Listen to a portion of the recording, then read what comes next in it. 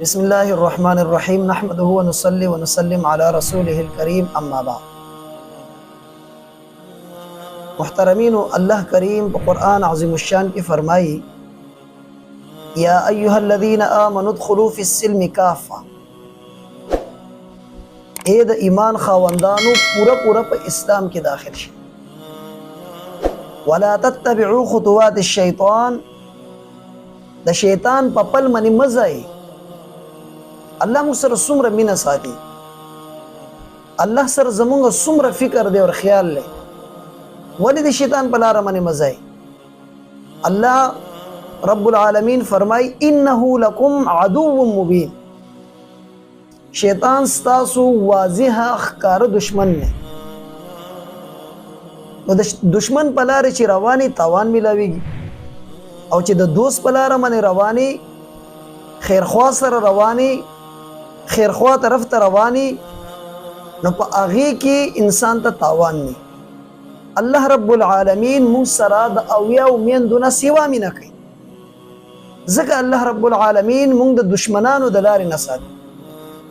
هر انسان سره دوه غټ دشمنان دي، یو د انسان نفس دی او یو انسان سره ابلیس دی، شیطان بچي ور سره هر وخت موجود.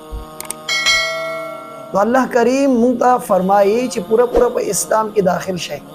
عزیزانو، د پورا اسلام کې داخل الله څه ته وایي؟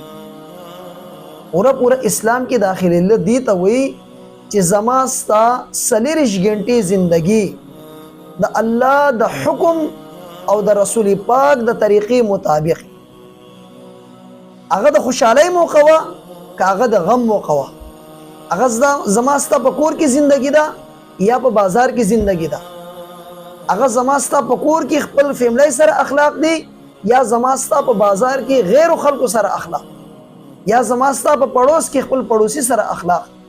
هر وخت به انسان د الله د حکم نه تجاوز نه کوي. الله چې کوم حدود او پولي مقرر کړلی هغې نه بناو. الله اسانه فرموله ښودلې ده، من یطیع الرسول فقد اطاع الله. چا چې د رسول پاک اطاعت وکړو حقیقت کې هغه د الله اطاعت. نو د رسول پاک په اطاعت منی، یعنی د الله حکم د رسول پاک په طریقې منی پورا کول چې دی، دا د الله د دین صحیح لار اختیارول. الله رب العالمین ته هر هغه عمل قابل قبول دی چې کوم عمل د رسول پاک علیه السلام د طریقې مطابق.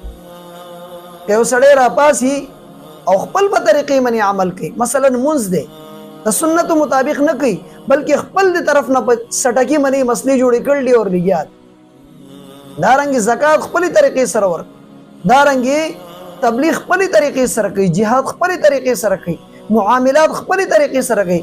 کوم چې د الله او د الله د رسول فرمان دی د هغې مطابق نه کوي، الله ته دارنګ اعمال افعال قابل قبول. الله رب العالمین فرمایي قل ان کنتم تحبون الله فاتبعوني. اے پیغمبر د مسلمانانو ته ووایه که چېرته تاسو الله سره مینه کول غواړئ نو زما اتباع شروع کړئ.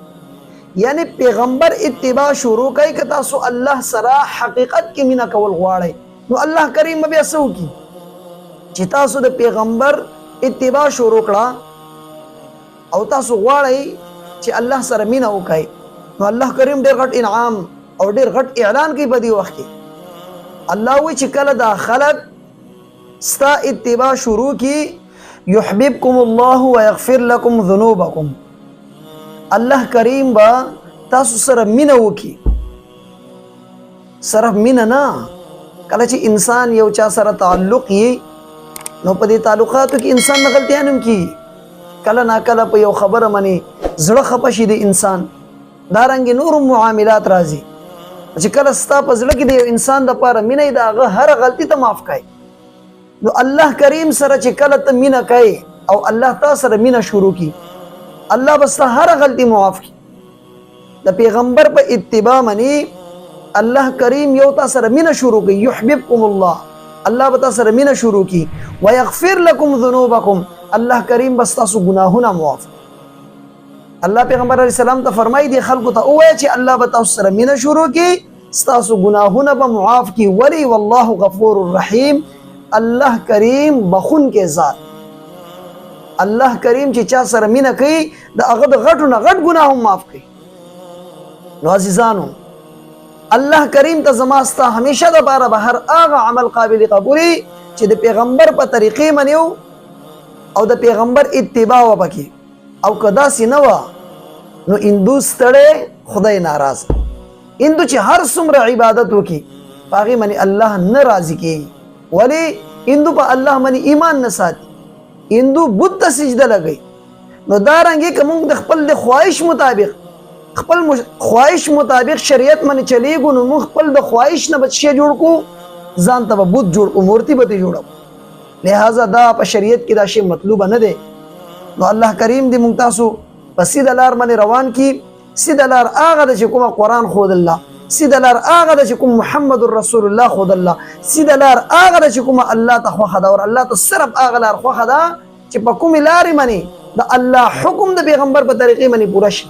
بس الله ته هغه لار خوښه ده.